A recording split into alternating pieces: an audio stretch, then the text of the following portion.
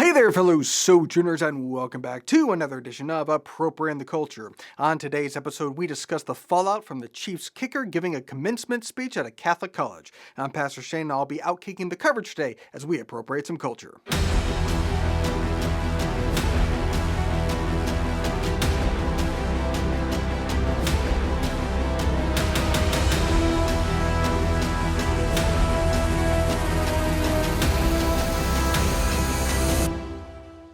So a Catholic man at a Catholic college delivered Catholic remarks to a Catholic audience, and the world lost its collective mind. Chiefs kicker Harrison Butker delivered the commencement speech at Benedictine College, and it went wide right. Ultra-right. Orthodox Catholicism right. Now, far be it from me, a Bills fan, to say anything positive about anybody or anything Chiefs related, but I actually listened to the entire 20-minute speech, which, judging from the coverage, I'm pretty sure no one else did, as it's pretty anodyne. It was Catholic. Very Catholic. Basically, it centered on the importance of living into our roles well. He criticized spiritual leaders for not acting as leaders and said we need priests to be priests and bishops to be bishops, and likewise, we need good women to be unapologetically women, and we need men to be good men and unapologetically men. He advocated for embracing tradition like the Latin Mass, again, very Catholic, but here's the section that really teed people off. Ladies and gentlemen of the class of 2024, you are sitting at the edge of the rest of your lives. Each of you has the potential to leave a legacy that transcends yourselves and this era of human existence. In the small ways, by living out your vocation, you will ensure that God's church continues and the world is enlightened by your example. For the ladies present today, congratulations on an amazing accomplishment. You should be proud of all that you have achieved to this point in your young lives. I want to speak directly to you briefly because I think it is you, the women, who have had the most diabolical lies told to you. How many of you are sitting here now, about to cross this stage, and are thinking about all the promotions and titles you are going to get in your career? Some of you may go on to lead successful careers in the world, but I would venture to guess that the majority of you are most excited about your marriage and the children you will bring into this world. I can tell you that my beautiful wife, Isabel, would be the first to say that her life truly started when she began living her vocation as a wife and as a mother. I'm on this stage today and able to be the man I am because I have a wife who leans into her vocation. I'm beyond blessed with the many talents God has given me, but it cannot be overstated that all of my success is made possible because a girl I met in band class back in middle school would convert to the faith, become my wife, and embrace one of the most important titles of all, homemaker.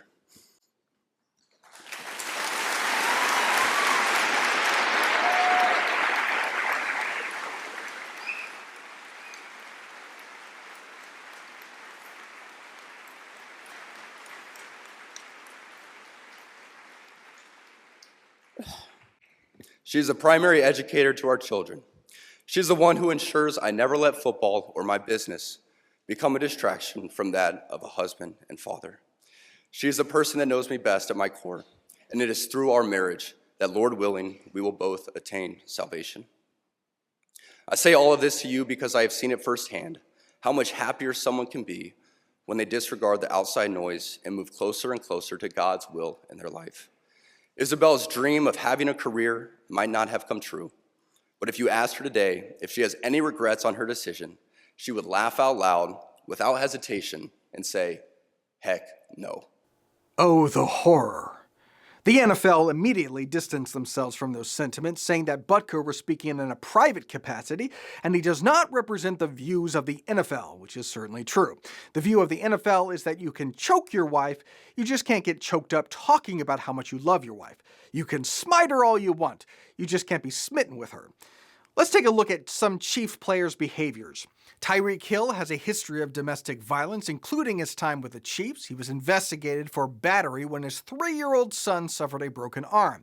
The DA said a crime occurred, but they couldn't prove who did it. Chiefs receiver Rashee Rice currently is facing charges for aggravated assault after he went street racing in his Lamborghini and crashed it. 2 Chiefs offensive linemen, Morris and Godric, were last week arrested for marijuana possession. And worse, another notable Chiefs player without any expressed remorse willfully and deliberately dated Taylor Swift. I'll take the street racing over that. It's more responsible. But all that's fine. That's on brand for the NFL. And what we're outraged by says a lot about us. Nobody has been petitioning for Rashee Rice to be dropped from the team, but a petition on change.org has been started to get one of the best kickers in the league off the team because he had the audacity to actually believe Catholicism and verbally express the beliefs of Catholicism to a Catholic audience, for which he was doxxed. The official Twitter account of Kansas City tweeted, "Just a reminder that Harrison Butker lives in the city of Lee's Summit." They realized about an hour later that that was a mistake, saying, "We apologize for our previous tweet. It was shared in error." Yes, an error. Whoopsie doopsie. Now, some people were more reasonable. No, we don't want him dead. No, we don't want him fired. We just want him to abandon his radical faith, like this lady on The View said. Agree with you, and I disagree with you. That's so, okay. So I agree with you that in the spirit of freedom of speech, I don't want people shut down or fired for things they're willing to say. Yeah. I will break with you on the comparison to Colin Kaepernick for this reason. Colin Kaepernick was standing up for the rights of many and saying in a social justice moment, this is a reminder that we're not there yet. What this man is doing is not just a devout Catholic. This is someone who's practicing something called the traditional Latin Mass, which is divergent from the majority of Catholics. It's compared to being cult-like and extremist like some religions in the Middle East and Asia. So this is a very extreme religion, and what bothers me about that as a Christian is that when people abuse Christianity, they often not only cherry pick from the Bible, they misinterpret and lie by omission, by taking out parts that would have explained something a little better. So what I can say to him as a Christian is if you're using this to oppress a people or hold them down, you're not walking with Jesus. If you are using the religion, if you are more obsessed with the religious rituals and practices than you are with the word of Jesus, you're not walking with Jesus. And if you're using it for the judgment of others and as a weapon to beat people down, you're also not walking with Jesus. So I would really encourage him to find the best parts of faith and not diverge into extremist beliefs. Okay, so first of all, there's a lot of differences between him and Kaepernick. The biggest difference is that Butker is actually right and Kaepernick is wrong. The difference between them is the gulf between truth and falsehood. But even if you're sympathetic to Kaepernick's views, there's still a difference in time and place. Butker, in the off-season no less, was invited by a private college to share his thoughts. Kaepernick used his place of work as a platform for protest because he was bored sitting on the bench. If Butker, during the national anthem, had grabbed the mic and started spouting off about his thoughts on gender roles, that would have been inappropriate and obnoxious. Kaepernick is no longer in the NFL, not because he shared his views, but because, number one, he wasn't good enough at his job, and number two, because he was using his work for something not work-related, which created conflict in the locker room, division, and distraction. A lot of NFL fans would have still disagreed with Kaepernick's views, but it would not have caused the firestorm it did if he expressed it in a private capacity. If he wants to go around on his own time spouting off on how racist and evil and depraved America is for making him a multimillionaire, fine, he's free to do so. Now, as to the cult that Butker's in, the traditional Latin Mass is just the traditional Catholic Mass. They decided to update it in the late 60s, and by that I mean the 1960s, with the new Mass, because most people don't know Latin. But a lot of people still prefer the traditional Latin Mass, and I can understand the appeal, because Catholicism is more convincing if you don't know what they're saying. Got 'em. But you can see just how radical and fringe Butker's stance is by the way his speech went over like a lead balloon.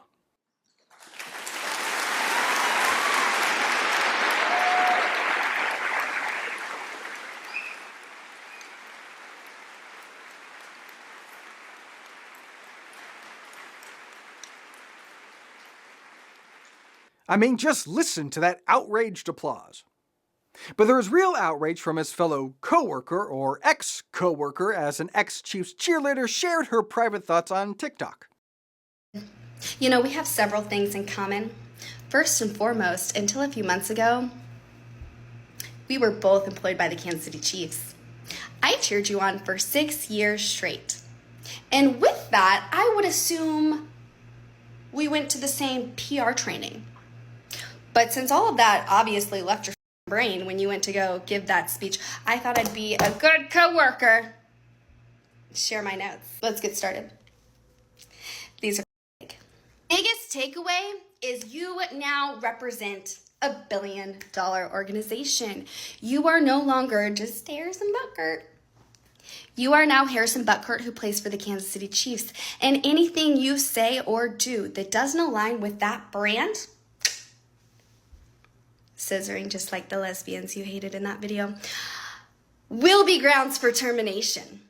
Well, as insufferable as listening to that was, it's true that if his words or actions were egregious enough to tarnish the brand, he would be let go no matter how good of a kicker he is. But that's just it. His words were not at all egregious, as even leftists like Bill Maher seem to think. He said, some of you, talking to the women here, some of you may go on to lead successful careers in the world. Okay, that seems fairly, modern. But I would venture to guess that the majority of you are most excited about your marriage and the children you will bring into this world. I don't see what the big crime is. I really don't. And I think this is part of the problem people have with the left, is that lots of people in this country are like this. Like he's saying, some of you may go on to lead successful careers, but a lot of you are excited about this other way that everybody used to be. And now can't that just be a choice too? In fact, his words, rather than harm the franchise, have actually been a boon to the organization, as following this incident, his jersey sold out. Can't imagine the owners are upset by that. In fact, the boss's wife is quite supportive. According to MSN, Tavia Hunt, wife of the billionaire Kansas City Chiefs chairman and CEO Clark Hunt, echoed Butker's speech in which he suggested women may find more fulfillment as wives and mothers instead of in careers. In an Instagram post calling marriage and motherhood one of life's greatest blessings and stating that affirming motherhood is not bigoted. Absolutely, motherhood is one of life's greatest blessings, and it's not at all outrageous to suggest that the work of a mother is probably more fulfilling than working as, a cheerleader. A job that is so inconsequential that several NFL teams don't even have them. Go Bills. Oh, but the cheerleader wasn't done. Baffles me that people think that social media has warped this speech into something it's not. If you think that, you should go watch the 20-minute long speech, and I promise you're going to be sweeping your jaw off the floor by the end. Why are none of his supporters talking about the part of the speech where he condemns a woman's right to her access to healthcare, such as abortion, IVF, surrogacy, and birth control, or the part where he called gay people deadly sinners and mocked their Pride Month? Well, the reason that people's jaws are not on the floor is because this is not the first time that they've heard of Catholicism. Butker is a Catholic. He's talking to Catholics at a Catholic college, referencing Catholic beliefs.